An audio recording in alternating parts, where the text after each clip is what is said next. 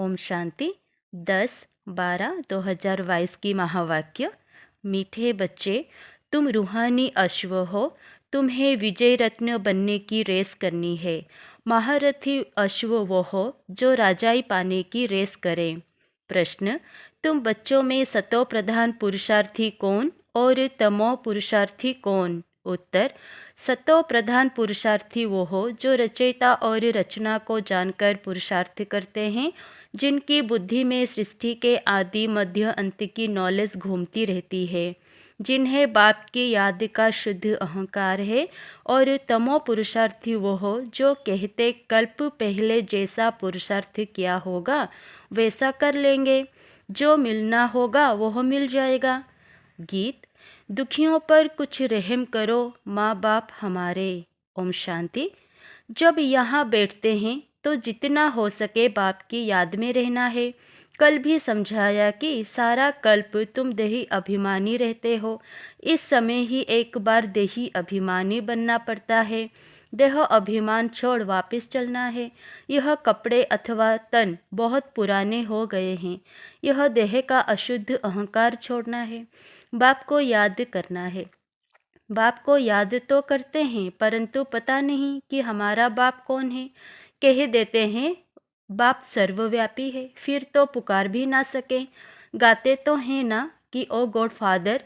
जब किसी को दुख होता है तो गॉड को याद करते हैं, बुद्धि ऊपर चली जाती है। अगर भक्ति ही भगवान हो फिर तो भगवान को याद करने की दरकार ही ना पड़े, ना ऐसा कहना पड़े कि हे भगवान हम दुखी कंगाल हैं। भक्ति मार्ग में है दुख, इसलिए भगवान को याद करते हैं। मैं बच्चों को सुख देकर जाता हूँ तो उस सुख को सभी याद करते हैं। अविनाशी बाप अविनाशी सुख दे जाते हैं। अब तुम बच्चों का तीसरा नेत्र ज्ञान का खुला है, जिससे बाप रचयिता और उसकी रचना के आदि मध्य अंत को अच्छी रीति जान चुके हैं।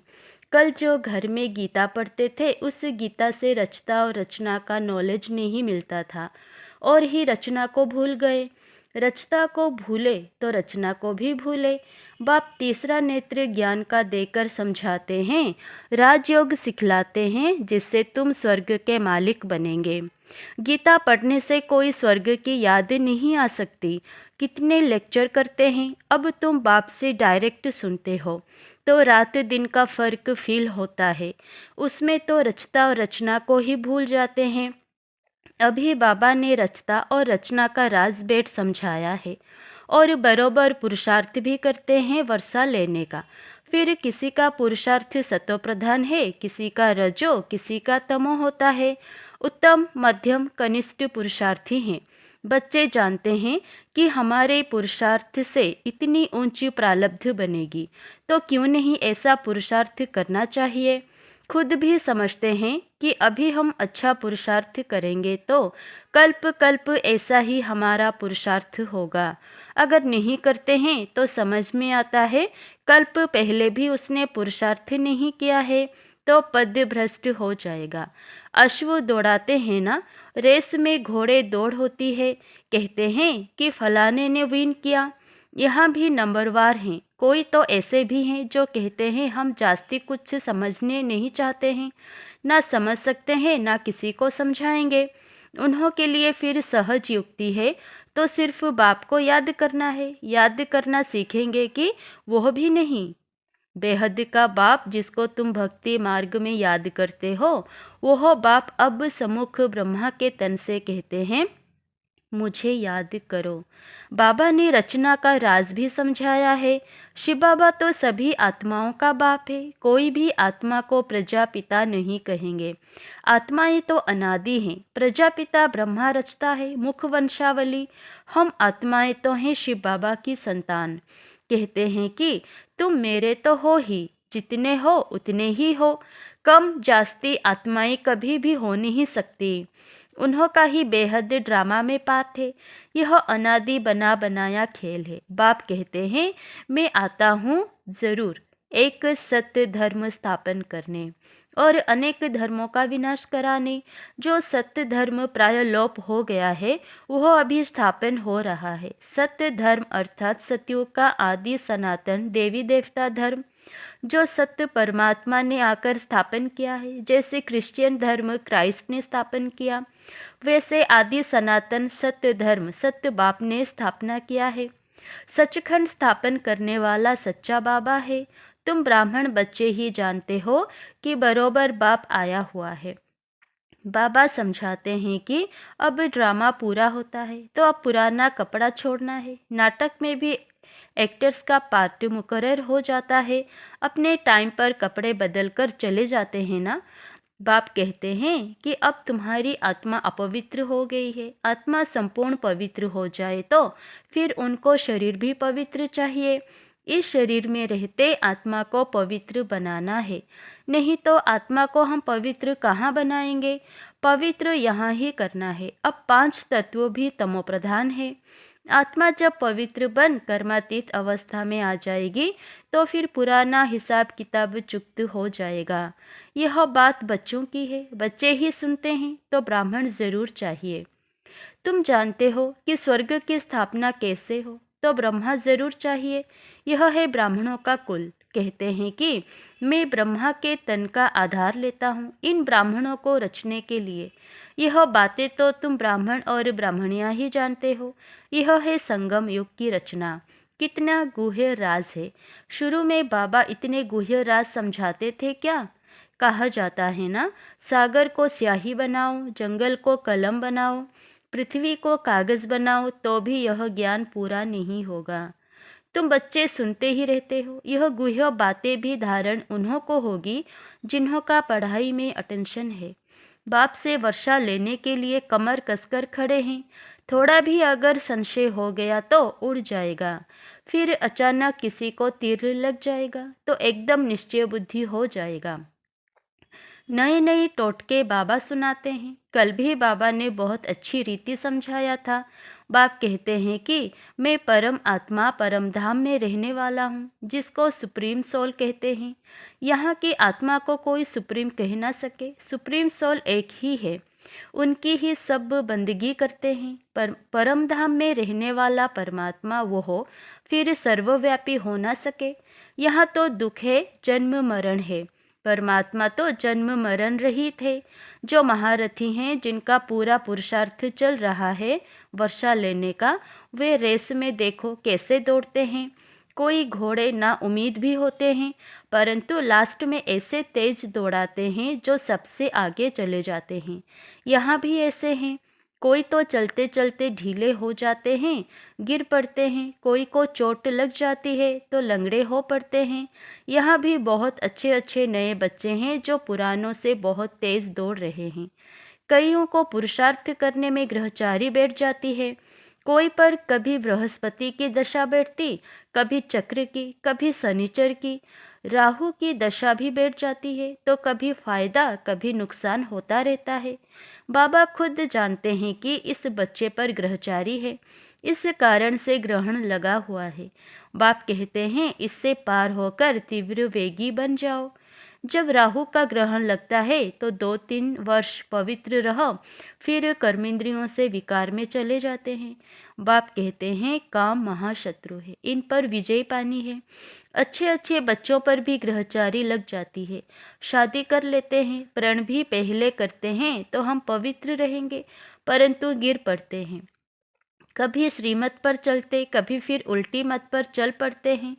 बाबा बच्चों को अच्छी रीति जानते हैं। बाबा को कहते कि बाबा हमारी अब रेस चल रही है। बाप कहते हैं कि खबरदार रहना, क्योंकि रेस हॉर्स घोड़ों की दौड़ है ना। देखो बच्चे, भविष्य 21 जन्मों का सुख मिलता है, यह कोई कम बात है। भूल करने से फिर भविष्य सभी जन्मों पर ग्रहचारी अथवा गोभी घाटा लग जाता है। इसीलिए बाबा कहते हैं कि श्रीमत पर पूरा पुरुषार्थ करो। बाबा तो पहले से ही बता देते हैं, जितना रुस्तम पहलवान बनेंगे, ज्ञान योग में तीखे होंगे, उतना माया के तूफान भी जोर से आएंगे। खबरदार रहना, कर्मेंद्रियों द्वारा विकर्म कर पाप आत्मा नहीं बनना है। तुम हो ईश्वरीय औलाद तो बहुत रॉयल बनना है। लक्ष्मी नारायण देखो कितने रॉयल हैं। यह संस्कार अभी भरने हैं, क्योंकि इस समय तुम ईश्वरीय औलाद कहलाते हो।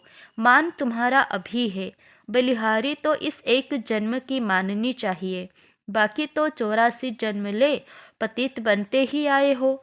जब तक बाबा ना आए तब तक यह मनुष्य सृष्टि झाड़ जर्जरीभूत तमोप्रधान होना ही है ना। इन लक्ष्मी नारायण को भी विश्व का मालिक उस मालिक ने बनाया।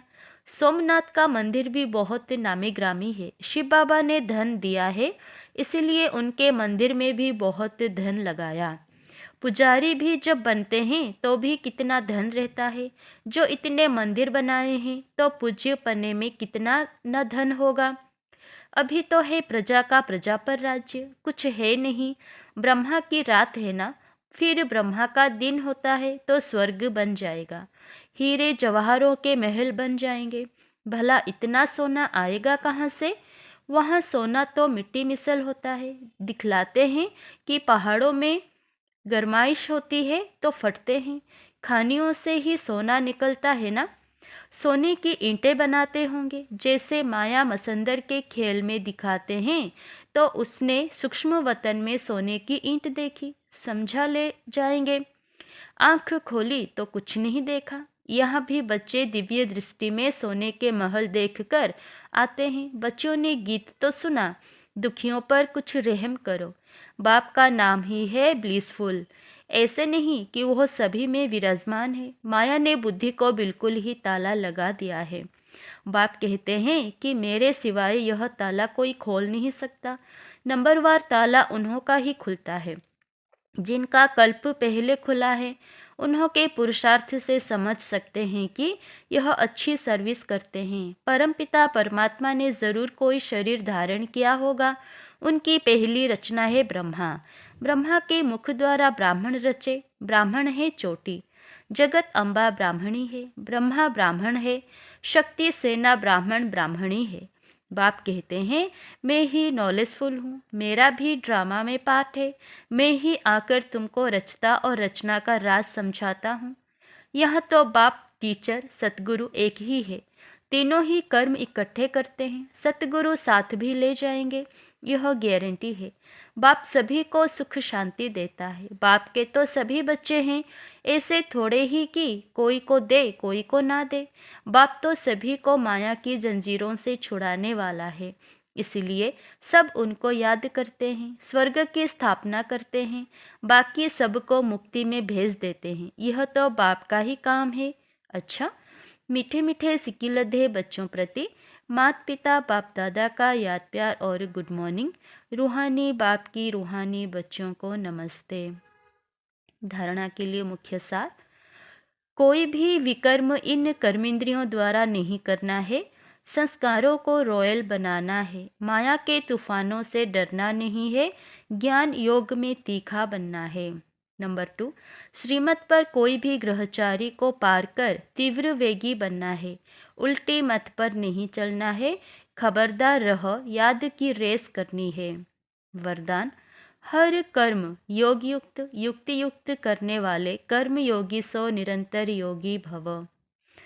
कर्म योगी आत्मा का हर कर्म योग युक्त युक्ति युक्त होगा। अगर साधारण या व्यर्थ कर्म हो जाता है तो भी निरंतर योगी नहीं कहेंगे। निरंतर योग अर्थात याद का आधार है प्यार। जो प्यारा लगता है वह स्वतः याद रहता है। प्यार वाली चीज़ अपनी ओर आकर्षित करती है। तो हर सेकंड, हर संकल्प, हर बोल सदा श्रेष्ठ हो और एक बाप से दिल का प्यार हो, तब कहेंगे कर्म योगी सो निरंतर योगी। स्लोगन, मेहनत से छूटना है तो मोहब्बत के झूले में झूलते रहो। अच्छा, ओम शांति।